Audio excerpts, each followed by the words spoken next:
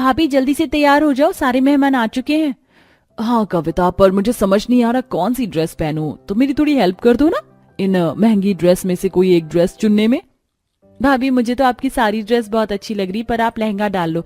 गांव की औरतों को मुंह दिखाई में बहुएं लहंगे में अच्छी लगती हैं। कविता बड़ी ही जल्दबाजी में राधिका को ड्रेस पहनने की सलाह देकर अपनी गरीब भाभी के पास जाती है, जहां वो देखती है कि सपना ने बेड पर एक बहुत ही प्यारा सा लहंगा रखा हुआ है। वाह भाभी, आपका ये लहंगा तो काफी महंगा लग रहा है। अरे नहीं कविता, ये कोई महंगा लहंगा नहीं है, ये तो मैंने अपने हाथों से बनाया था अपनी मुंह दिखाई पर पहनने के लिए। भाभी मानना पड़ेगा, आपके लहंगे के सामने तो छोटी भाभी का लहंगा भी फेल है। खैर, मैं यहाँ आपको ये बोलने के लिए आई थी कि जल्दी से तैयार हो जाओ, सब आ गए हैं। कविता अपनी दोनों भाभी को तैयार होने के लिए बोल देती है और नीचे चली जाती है। कुछ देर बाद उषा की दोनों बहुएं मुंह दिखाई के लिए तैयार होकर घूंघट में नीचे आती हैं और घर आए मेहमान दोनों बहुओं का लहंगा देख उषा से उनकी ड्रेस की तारीफ करने लगते हैं। अरे उषा, तू कह रही थी कि तेरी बड़ी बहू गरीब घर से है, पर तेरी गरीब बहू ने तो इतना महंगा लहंगा पहना है, इसके लहंगे के सामने तो तेरी अमीर बहू का लहंगा फीका पड़ गया। आखिर इस गरीब के पास इतना महंगा लहंगा आया कहाँ से? इसका लहंगा तो सच में मेरे लहंगे से काफी अच्छा है। अरे बहन, मेरी बड़ी बहू को सिलाई का काम आता है, उसने अपना ये लहंगा खुद बनाया है। अरे वाह, खुद से इतना प्यारा लहंगा बना दिया। बड़ी बहू, मेरी तो नजर ही नहीं हट रही तुम्हारे इस लहंगे से। देख लो छोटी बहू, और कुछ सीख लो अपनी जेठानी से। भले ही गरीब है, पर उसने अपने माँ बाप के पैसे बर्बाद नहीं होने दिए। इस तरह घर आए सभी मेहमान एक एक करके दोनों बहुओं का मुंह देखते हैं और उन्हें शगुन देकर वहां से चले जाते हैं। मुंह दिखाई की रस्म खत्म होने के बाद जब दोनों बहुएं अपने अपने कमरे में जाने लगती हैं, तो राधिका सपना को रोकते हुए उससे कहती है, जेठानी जी, आज तो आप बहुत खुश होंगी। मुंह दिखाई में आपकी ड्रेस की तारीफ जो की सभी ने, पर याद रखना, आप जैसी गरीब लड़की मेरे सामने ज्यादा टिक नहीं पाएगी। आपकी बनाई हुई ये सस्ती सी ड्रेस मेरे महंगे ड्रेस के सामने कुछ नहीं है। राधिका, तुम ऐसा क्यों बोल रही हो? मैं क्यों खुश होंगी? और रही कपड़े की तारीफ की बात, तो मेरे कपड़े की तारीफ हो या तुम्हारे कपड़े की, रस्म तो मुंह दिखाई की थी ना। हाँ जानती हूँ मैं, पर अगली बार के लिए तैयार रहना, क्योंकि अब जो भी रस्म होगी उसमें मेरी ही ड्रेस की तारीफ होगी। राधिका मुंह बनाकर वहां से चली जाती है। इसी तरह 2 दिन बीत जाते हैं और पूरा परिवार जब एक साथ खाना खा रहा होता है, तो उषा दोनों देवरानी जेठानी से कहती है, वैसे तो मुंह दिखाई एक ही बार होती, पर मेरे मायके से कोई शादी में आया नहीं था, इसलिए मेरे मायके वाले चाहते हैं कि तुम दोनों की मुंह दिखाई फिर से करवाई जाए। 1 हफ्ते बाद तुम्हारी मामी सास और मौसी सास आ रही, तो उनके सामने अच्छे से तैयार हो जाना। क्या फिर से मुंह दिखाई होगी हमारी? ये तो बहुत अच्छी बात है। जेठानी जी तैयार रहना इस बार, क्योंकि इस बार मेहमान मेरी ड्रेस की तारीफ करके जाएंगे। हाँ राधिका, क्यों नहीं, और मेरे पास तो मुंह दिखाई के लिए कपड़े भी नहीं है, पर अच्छी बात ये है कि मेरे पास टाइम है। मैं अपने लिए इन दिनों में कोई ढंग की ड्रेस बना लूंगी। पर भाभी, इतने कम दिनों में आप कैसे अपनी ड्रेस बना पाओगी? अरे कविता, तू इतनी चिंता क्यों कर रही है? बहू, तुम दोनों इस बार साड़ी पहन लेना। बहू, साड़ी को तैयार करने में तो 1 हफ्ता काफी रहेगा ना तेरे लिए। और छोटी बहू, तेरे पास तो महंगी ड्रेस है ही, पर तुझे भी उस दिन मेहमानों के सामने साड़ी ही पहननी होगी, तो तू अपने लिए कोई अच्छी सी साड़ी देख लेना। माँ जी, मुंह दिखाई पर ड्रेस की फिक्र मेरी गरीब जेठानी को करनी चाहिए, ना कि मुझे। एक बार फिर राधिका इस मुंह दिखाई की रस्म को चैलेंज के रूप में लेती है, तो वहीं सपना अपनी मुंह दिखाई की रस्म पर साड़ी पहनने के लिए एक सस्ती सी साड़ी लेकर आती है और उस पर अपने हाथों से काम करती है और एक बहुत ही प्यारा सा ब्लाउज बनाती है। देखते ही देखते 1 हफ्ता बीत जाता है और 1 हफ्ते बाद घर में उषा की भाभी आशा और बहन पुष्पा आती है। आ गए आप दोनों। अगर शादी पर आते तो कितना अच्छा रहता। माफ करना दीदी, टाइम ही नहीं मिला, और हमें आज रात को फिर से निकलना है। जल्दी से अपनी बहू को बुलाओ ना, ताकि मुंह दिखाई करके हम जा सकें। उषा अपनी बहन और भाभी के कहने पर अपनी दोनों बहुओं को बुलाती है और दोनों बहुएं साड़ी पहनकर घूंघट करके नीचे आती है। पर जब दोनों बहुएं साड़ी पहनकर आ रही होती हैं, तो उनकी साड़ी देखकर आशा उषा से कहती है, दीदी, आपकी दोनों बहुओं ने साड़ी तो बहुत अच्छी पहनी है, खास करके आपकी बड़ी बहू ने। ऐसी साड़ी मैंने पूरे मार्केट में ढूंढ ली, पर मुझे कहीं नहीं मिली।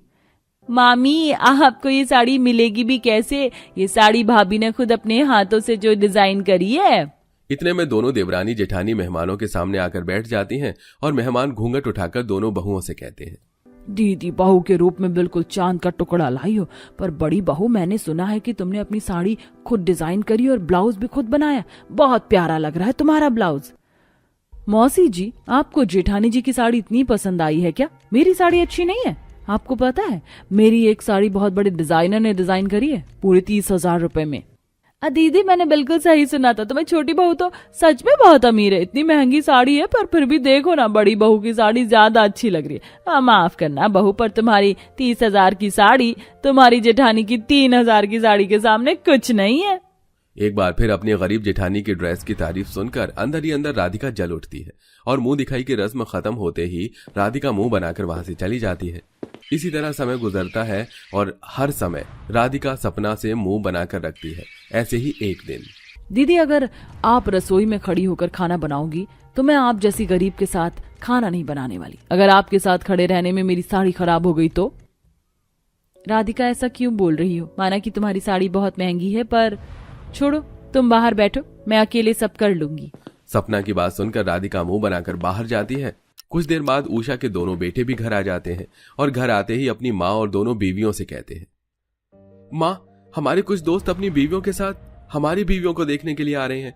वो लोग बहुत मॉडर्न हैं, तो आप दोनों से विनती है कि आप साड़ी या लहंगे ना पहनकर वन पीस पहनकर आना, ताकि वो आप लोगों को गंवार न समझे। क्या वन पीस? पर मेरे पास तो वन पीस है ही नहीं और ना ही मैंने कभी पहना है। तो क्या हुआ भाभी, आप अपने लिए वन पीस बना लेना, आपके पास अभी 4 दिन बाकी हैं। हाँ हाँ जेठानी जी, बना लीजिए अपने लिए वन पीस, क्योंकि इस बार आपको शर्मिंदा होना पड़ सकता है। तो अच्छी ड्रेस ही बनाना, और सूरज जी, आप मुझे वन पीस दिला दीजिए। अच्छा ठीक है, मैं दिला दूंगा। अब अगले दिन राधिका सूरज के साथ मॉल जाती है और वहां से 20,000 रुपए का एक वन पीस ड्रेस खरीद कर लाती है। तो वहीं सपना अपने पति से कुछ पैसे लेकर घर में बैठकर अपना वन पीस बनाती है। देखते ही देखते 3 दिन बीत जाते हैं और सपना का वन पीस बनकर तैयार हो जाता है और अपनी जेठानी का वन पीस देखकर राधिका जल उठती है। जेठानी जी ने इतनी अच्छी ड्रेस कैसे बना ली, पर मैं भी देखती हूँ वो इस बार कैसे तारीफें बटोरती हैं। राधिका जलन में आकर सपना की ड्रेस की सिलाई खोल देती है और अगले दिन जब सूरज और विशाल के दोस्त अपनी बीवियों के साथ उनकी बीवियों को देखने के लिए आते हैं तो दोनों बहुएं वन पीस पहनकर उनके सामने आती हैं और अपनी जेठानी को वन पीस में देख राधिका हैरान हो जाती है। ये वन पीस पहन करके सबके सामने कैसे आ सकती हैं? मैंने तो इनकी ड्रेस खराब कर दी है। कोई बात नहीं, मेरा एक प्लान फेल हो गया तो क्या, मेरे पास प्लान बी है। ओ माय गॉड, इतनी प्यारी ड्रेस। इस ड्रेस में तो आप दोनों बहुत प्यारी लग रही हो, और सपना तुम्हारी ड्रेस तो सच में बहुत सुंदर है। कहाँ से ली तुमने इतनी सुंदर वन पीस? मुझे भी चाहिए। वो दरअसल मेरी जेठानी गरीब घर से, वो महंगी ड्रेस अफोर्ड नहीं कर सकती, तो उन्होंने खुद खराब कपड़ों से इतनी अच्छी ड्रेस बनाई है ना दीदी? वो सब तो ठीक है, पर तुम्हें देखकर क्यों ऐसा लग रहा है कि तुम अपनी जेठानी की ड्रेस से जल रही हो? ऐसा नहीं है, मेरी देवरानी बहुत अच्छी है, वो मुझसे कभी नहीं जलती। अच्छा आप सब बैठिए, मैं आप लोगों के लिए कुछ खाने पीने के लिए लाती हूँ। इतना बोलकर सपना मेहमानों के लिए ट्रे में खाने पीने की चीज लेकर आती है और कुर्सी पर बैठी राधिका जानबूझकर पैर लगा देती है ताकि उसकी जेठानी गिर जाए और सबके सामने उसकी इंसल्ट हो। पर इसका उल्टा होता है, सारा खाना सपना के हाथों से राधिका के ऊपर गिर जाता है। इसे कहते हैं जैसे के साथ तैसा। तुमने अपनी जेठानी के लिए गड्ढा खोदा था और तुम खुद उसमें गिर गए। हम जब से आए हैं देख रहे हैं कि तुम अपनी जेठानी से कितना जल रही हो, पर भगवान सब देखता है। घर आए मेहमान राधिका का मजाक बनाते हैं। ये सब देखकर राधिका का गुस्सा और बढ़ जाता है और वो मुंह बनाकर अपने कमरे में जाती है और तभी वहां उषा आकर राधिका से बोलती है, बहू, कभी किसी का बुरा नहीं करना चाहिए, भगवान सब देखता है। तूने जब बहू की ड्रेस खराब करी तो मैंने सब देखा था और मैंने तेरी सच्चाई भी बहू को बताई, पर उसने तुझे कुछ नहीं बोला और अपनी ड्रेस ठीक कर ली। पर फिर भी तूने उसकी इंसल्ट करने के लिए उसके साथ एक और घिनौनी चाल चली और तू उसमें भी फेल हो गई। बहू, अब तो कुछ शर्म कर ले। अपनी जेठानी को नीचा दिखाने के बारे में सोचना बंद कर दे, क्योंकि तुम दोनों को इसी घर में रहना है और इस तरह की हरकतें करने से तेरा भी नुकसान होगा। अपनी सास की बातें सुनकर राधिका शर्मिंदा हो जाती है और मेहमानों के जाने के बाद अपनी जेठानी से माफी मांगती है और उस दिन के बाद फिर कभी इस तरह की हरकतें नहीं करती। तारा, रीमा, अपना हाथ मत छोड़ना, अगर गिर गई तो बहुत चोट लगेगी। हमारा हाथ छूट रहा है, हम कभी भी गिर सकते हैं। अरे कोई तो हमारी मदद करो, हम गिर रहे हैं। भगवान, अब हम क्या करें? अगर ये गिर गई तो नीचे इतनी बड़ी चट्टान है, इनको काफी चोट लग सकती है। आखिरकार ऐसी क्या स्थिति थी जो रीमा तारा यूं बर्फ के पहाड़ी पर रस्सी के सहारे लटकी हुई थी? ये सभी बहुएं इस बर्फ की पहाड़ी पर आखिरकार क्या कर रही थी? और क्या रीमा और तारा की जान बच पाएगी या वो गिर जाएंगी? आइए इसे जानने के लिए स्टोरी में आगे बढ़ते हैं। माँ जी बहुत डर लग रही है।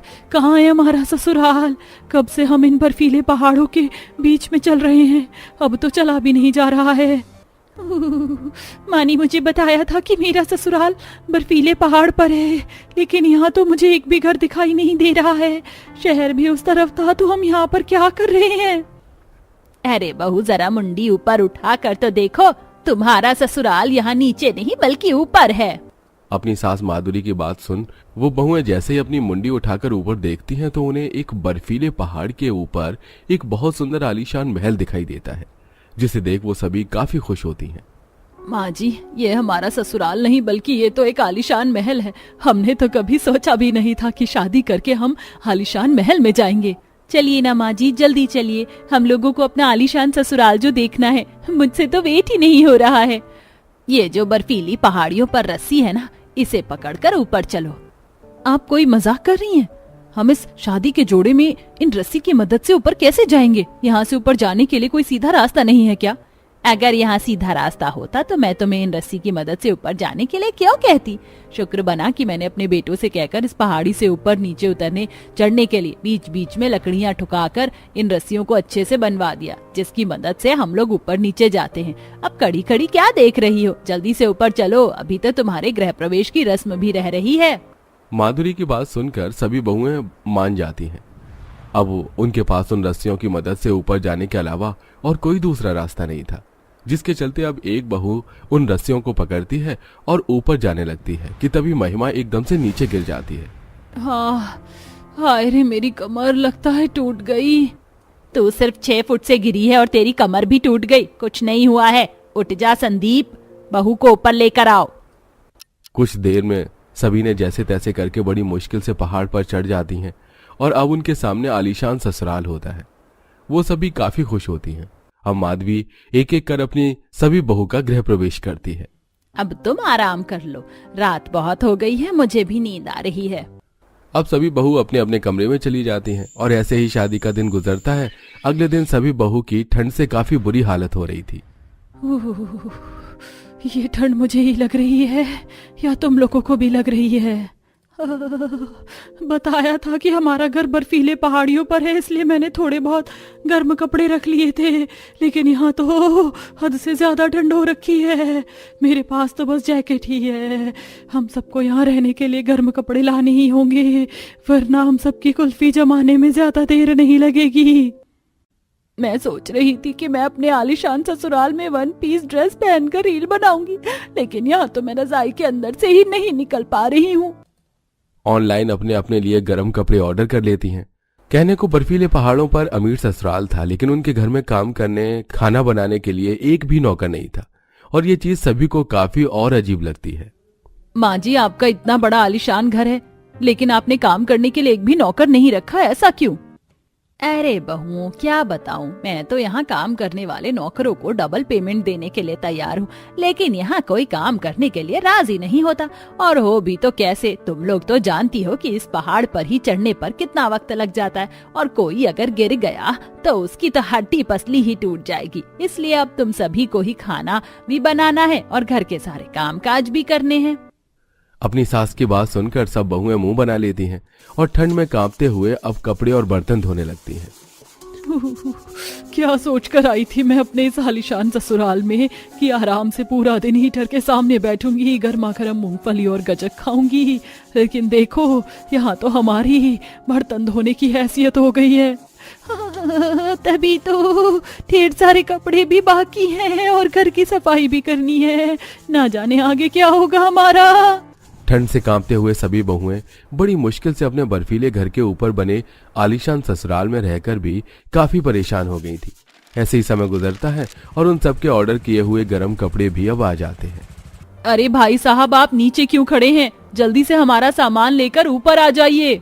बहन जी, ऊपर आने के लिए तो कोई सीढ़ी नहीं है, तो मैं कैसे आऊँगा? मैं आपका सामान यहीं रख कर जा रहा हूँ। जब आप नीचे उतरे तो अपना सामान ले जाना। वैसे भी यहाँ पर बहुत ठंड है। वो डिलीवरी बॉय उन सभी बहू का पार्सल नीचे रखकर चला जाता है, जिसके बाद अब तारा और रीमा पार्सल लेने के लिए नीचे आने लगती है।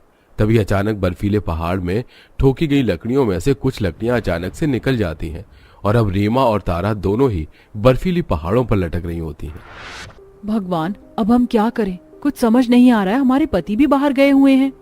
बाकी बहुएं उस रस्सी के सहारे तारा और रीमा को ऊपर खींचने की काफी कोशिश करती हैं, लेकिन उनकी कोशिश नाकामयाब रहती है। तभी प्रीति अंदर से एक और रस्सी लेकर आती है और उसे अपने आलीशान ससुराल के दरवाजे पर बांधकर नीचे लटका देती है। माँ, तारा, इस रस्सी को पकड़ो और ऊपर आने की कोशिश करो। तारा रीमा उस रस्सी को पकड़ते हैं और ऊपर आने की कोशिश करती हैं।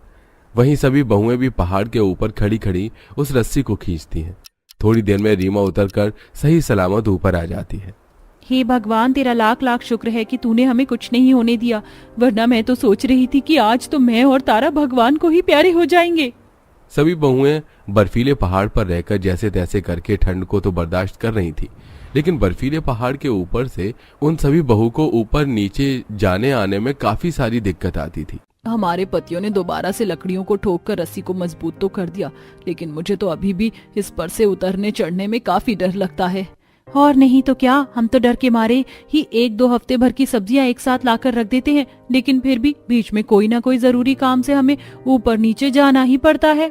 ऐसी समय गुजरता रहता है और सभी बहुएं अपने बर्फीले पहाड़ी के ऊपर बने आलीशान ससुराल से काफी परेशान हो जाती हैं।